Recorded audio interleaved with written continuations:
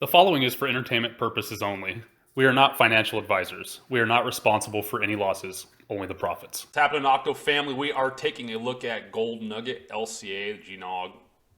Is this the best SPAC on paper? That's my question.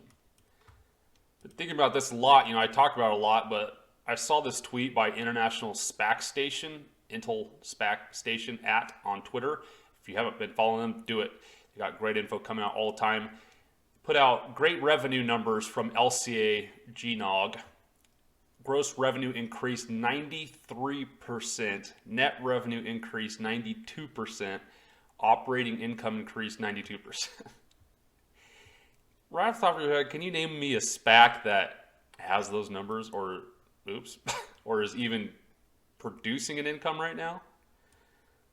Unbelievable. Remember, I don't know, did all y'all see that video I put out called, I don't even remember what it's called, but something about buying growth stocks versus value stocks? Did y'all see that one? I was talking about ones that are kind of in the middle that could be like the golden unicorns, right? Not only the unicorns, but they're golden. I don't know. I almost kind of feel like this has the potential to be one of those SPACs that it might be there, right? SBE definitely comes to mind, ChargePoint, but the only reason this might not is because the dude running it. I think that might be a problem, but it might just be the timing of SPACs too, because as most of you know, SPACs have kind of been in the slumps for quite a bit here. But this could provide some good opportunities for us to pick up stuff when they're not cool and people are hating on them. Let's jump on in to the SEC filing that was just reported, I think yesterday evening. Yeah, so the gross gaming revenues of $28.9 million compared to $14.9 million during the same period in last year. $28.9 million a month, or is that a quarter? I think that's a quarter. Yeah. Net revenue of $25.9 million compared to $13.5 million during the same period of 2019, increased 92%. Operating income of $8.2 million versus $4.2 in the third quarter of 2019. Those numbers are absolutely incredible. I've talked about this a lot in the plays like it, how these are also amazing plays because the overhead. What overhead? They made an app, right? They've got to pay to get the rights to let people gamble, and they got to fight with the court systems and all that. But other than that, there's no infrastructure they have to make. There's no power plants or wiring or nothing. They literally just make an app. That's about it. What's going to happen? If the phone blows up, it ain't their fault. We're very pleased with yet another quarter of profitable growth. Our pandemic-proof business model keeps showing its resilience in New Jersey, and we keep looking forward to expanding operations in Michigan, said Tillman Fertitta, the owner. This is the guy that people are kind of wishy-washy against. The details of the SPAC were kind of funky. He actually used some of the proceeds to pay off other debt. I wish that wasn't in there, but to me, I just look at it like I don't even care. All I care about is what the business is, what's the future, where's it going. Thomas Witter, president of GNOG, added, our third quarter confirmed and amplified our momentum in New Jersey, with record revenues supported by all-time high player activity, sustained marketing investments, and 64 new casino games. That's quite a bit. 20 of which we launched on an exclusive basis. Based on our October revenues, we believe that we could generate over $100 million of gross gaming revenue in New Jersey this year. The company also reported that it's working towards a launch of mobile sports betting and casino operations in Michigan, possibly by the end of the year. Regulatory approvals permitting, and its licensing process is ongoing in Pennsylvania. GNOG is actively pursuing market access opportunity to further expand its U.S. operations across multiple states, and believes that the accelerated growth of online gaming revenues in New Jersey and Pennsylvania will encourage more states to consider online legislation in 2021, 2022. Again, realize this is not even a fifth of the United States. Not even a fifth. Can you imagine if they get 20% of the United States? What this company's going to look like on paper? As previously reported in June, they entered into a purchase agreement with LCA, and they're coming onto the stock market. I found another article that was actually posted today, and it's kind of a bear thesis on it. I think it's healthy for us to look at that. So we're going to dive into that. It's called Don't Ignore the Warning Flags of Landcadia Holdings. Second, potential investors must weigh serious issues regarding LCA stock before buying the shares. There's two schools of thought are taking shape around it. One says this SPAC is merely a billionaire's clever strategy to improve his corporate balance sheet. The other view contends that LCA stock gives investors an opportunity to get in on the ground floor of a company entering into emerging world of online wagering. Sure, I think they're both true. What are they? We already know what they are. If you want to know, you can come to the website here and come take a look. Perhaps you noticed the Roman numerals in Landcadia's formal name. That designates and denotes that this venture is the second SPAC launched by them. About 2 years ago, the first Landcadia merger, Warder Holdings, an online food ordering and delivery firm, the shares of them hit 14 in March 2019, but started dropping in April. It currently trades at $3. That's a punch in the eye too. You know, that doesn't look good. So Furtado's SPAC track record does not inspire confidence.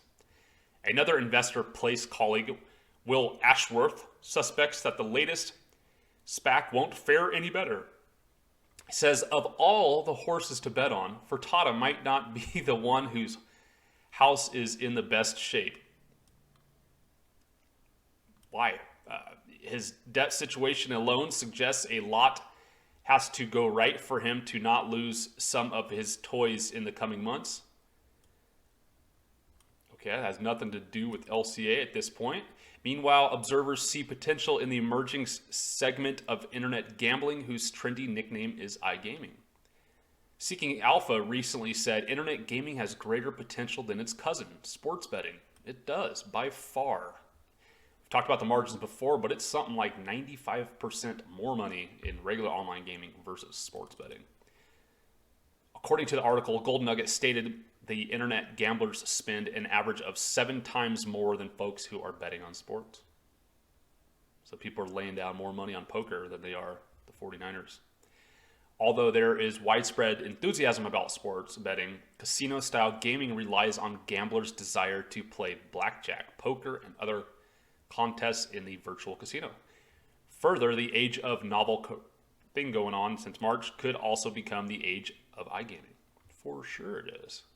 The bottom line, they are a set of letters that most investors these days will recognize. The SPAC and private company join to form a new public company. The private company completes the merger and will be a new stock. In this case, LCA stock soon will become Gold Nugget, the internet version of the famous Las Vegas and Atlantic City casino that is branded that people love.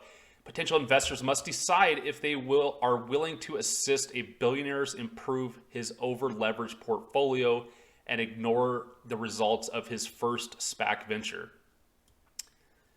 Also, investors must evaluate whether buying LCA stock is just too much of a gamble, as the merger has not closed. I don't think it's, that the chances of this not going through right now are really slim. I don't know why it wouldn't. Caution is warranted given the state of the economy and regulatory uncertainty. Put another way, this one isn't for everyone. Given the state of the economy and regulatory uncertainty, this is actually a plus if you ask me. The state of the economy and the regulatory uncertainty is why this will do well. However, even with those yellow flags, I am leaning towards calling the shares a buy, but only with money earmarked for speculation. This is not about putting money in a proven company to help fund your retirement.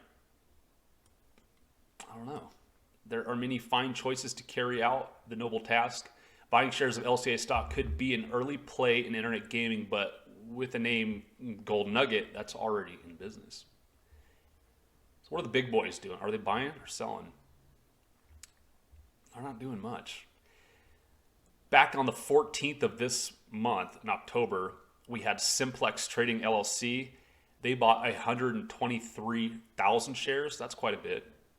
Davenport Company, they bought 56,000. Back in 9/28 of last month, we had a buy of 37,000 from Rivermoth, and then Lord Abbott Microcap Growth Fund bought 35,000. Then from back there, it was like middle of last month, Linden bought 100,000 shares, another 32,000. The big purchase last was though on 8/31/2020 from Blackstone for 374,000. What I'm getting at is we haven't seen a lot of big investing really coming through here. You know, we did have a buy 2 days ago.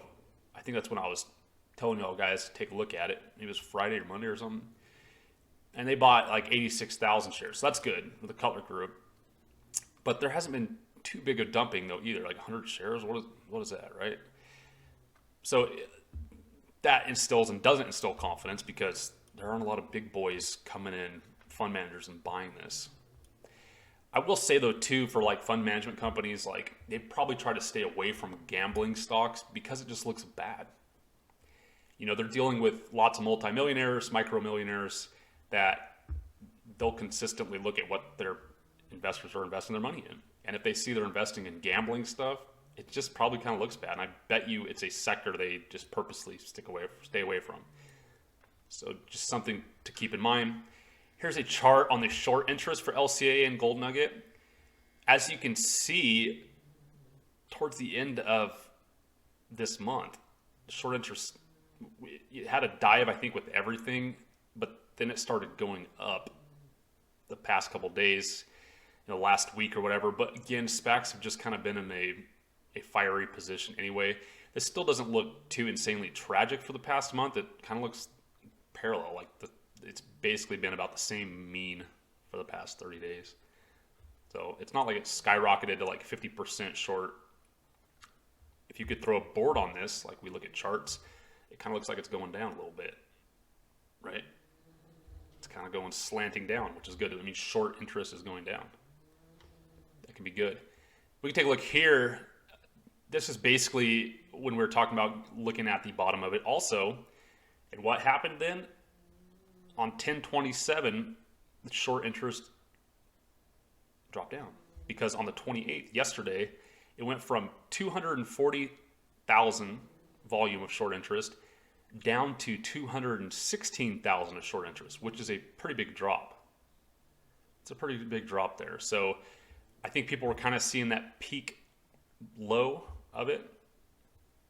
And they're like, okay, I think it might start going up. So this will be something to pay attention to the next couple weeks and see what happens. Let's take a look at the chart here. So again, we've got this bottom here. We're going to draw in right about there to make it red because we do not want to get to it anymore. And that's going to be at $11.37. The good news about this one is it hasn't like super tanked like a lot of SPACs lately. You know, a lot have gone to like 10, 50 or way below 11. This thing hasn't gone below 11. Hasn't gone below 11, 22, 21 since announcement. Looking at the SPAC from outsider's perspective, this looks crazy, right? Most people look at this and like, what kind of stock is this thing? Well, it's a SPAC in one of the worst times ever for SPACs in history. That's what this is. With that being said, it is still speculative. You know, I hate to say it. It's like, you know, on paper though, and as for what this business is, like technically I feel like I want to dump tons and tons of cash into this, but the reality is it's just so sketchy for SPACs right now. And this is the time it's better to buy when most people are freaking out about it. But at the same side, and all this stuff, the macro picture, what's going on with the stock market, it's just a sketchy time. On paper, on this graph, it does look like a good time to buy though. Why? Because we came down to this bottom channel. We've tagged it multiple times, rejected, and it's starting to head to bull. It technically looks like it's trying to head north now. It's just kind of a sketchy point, you know. This one could at merger dump, or it could go right back up. The thing that is giving me confidence though is the fact, again, this has held. It hasn't broke 1120-ish, and right now it's at 12 something. It's not the best, obviously, but for SPACs, and if you know this environment, this is actually looking healthy compared to a lot of them right now. So I could see this one once the real value guys get a look-see at this and realize what this is and see those numbers on paper. and realize how easy the business is. They don't got to build stuff. They don't got to grease anything. They got to change wires. None of that. Just pretty slapstick. And then once they can get more states opening up, just imagine what those profits are going to start doing. I think it's going to be crazy. I want to go ahead and look at a couple that are in the same realm. The first one's going to be FEAC, F-E-A-C. So this is another one that's definitely in the mobile scene, mobile gaming, not so much like casino-y stuff. It's more like actual like video game style. But it's cool because it's catering to developers too, so developers can just like upload their game on there. People get charged to play against their friends. I don't remember the cost, like $1 or $1.50 to play, and whoever wins gets money or something like that. They also have like tournaments and all that. So it's big on the gaming scene, but again, it's mobile. They don't got to grease anything. They don't got to lube anything. They don't got to press metal. None of that. It should be an easy win. This thing is directly comparing itself to DraftKings, the guys who did it. Did DraftKings also do this one? But they were showing how this thing is way more profitable than DraftKings. If y'all looked at where DraftKings is traded at, if they hype this thing half as much as DraftKings, this should go half as much as the latter, right? Will the value investors ever gravitate towards this one too? I think they should. This one is definitely less sketchy, right? It's definitely less sketchy because it's not gambling per se. In my eyes, it definitely is. You're exchanging money and you could win or you couldn't. That's gambling. I don't care what you say, but still, it's not saying the Golden Nugget Casino, you know. So I don't know. I think quite a few, you know, bigger houses might be a little bit more apt to buying into it. Let's take a look. Back on 10/08, so what, like 20 days ago, Sycamore Asset Management bought 235,000 shares of it. That's pretty big. Boy, and then back to 928, 30,000 shares, and then 915, we're already pushing a month and a half back. We've had a big buy, though, of 748,000. Here's Blackstone that came in 831 and bought 1.2 million shares. It's quite a bit. But again, we're not seeing many recent buyers here. You know, that's not good. I wish we could see a little bit more recent buying going on here, but I'm just not seeing it. Let's take a look at the short interest real quick, see what we got going on. Kind of the same thing. It's kind of going down. This one looks a lot less aggressive, though. You know, you don't have the Fertitta guy that people kind of a bad taste in their mouth about. The guy's probably fine, but you know, he's got big business. He's moving money. Again, you can see the numbers are just going down. 164,000 down to 159, down to 156. For some reason, only 43,000 on 1023. Maybe some good news came out. But regardless, this is a downtrend of short. What does that mean? It's probably turning around. It definitely looks like it's bottomed out. You know, we've got, boy, do we have a line here that goes back? Possibly. Let's draw it in regardless. It's tagged this many times. Back in here, maybe a little bit. But you've got this line at 1108. And I would definitely just watch that. You know, as long as we stay above that, it's tapped it a bunch of times, kind of here in the middle on this big old upside down Wu-Tang kind of thing going on here. As long as we don't break that, we should be fine. Again, this is kind of in that realm though. This one, I would say, is less sketchy. This one is probably making less money, but it's less sketchy because you don't have the Fertitta. And it's not 100% on paper gambling, even though it kind of is. So I still think this one long term, dude, how can it not do good? I think it's number one in its space too, isn't it? Let's take a look at DMYT. This is really correlated to LCA. Let's take a look at what's going on here. It looks about the same, right? It didn't sky as high. This one, I would say, if we had to call it, it'd be like the little brother of LCA. LCA actually makes money when this one does. Why? Because these people are using one of LCA's licenses for gambling. They're also using other people's. These guys are talking a little bit more about sports. The good thing about that is even though there's less money in sports, people like to buy the stocks when sports are mentioned more than regular gambling stocks, and that's just how it is. So this one might end up getting some hype down the line. I don't know. This is one that just doesn't get love. No one talks about it. I'm still surprised. You know, it should be riding a little bit on the back of DraftKings, but it just doesn't. But just another one that's still in the same sector. Look this one up if you haven't. Check out my other videos on it if you haven't.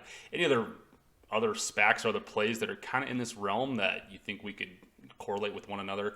Where do you all see these in the next month? Do you think that SPAC's just going to keep bleeding? I don't know. Once people are getting so pissed off at SPACs, that's usually when all of a sudden people are in FOMO the next week because they just skyrocket. So I don't know. Are y'all jumping in? Are you holding all these and just waiting long on these? How long are you going to hold it for? Let me know in the comments. If you haven't subscribed, please do it. We've also got a Patreon where I slide you all deals here and there. Sometimes I just give you nothing, but at least helps out the channel, and at least we're transparent about it, right?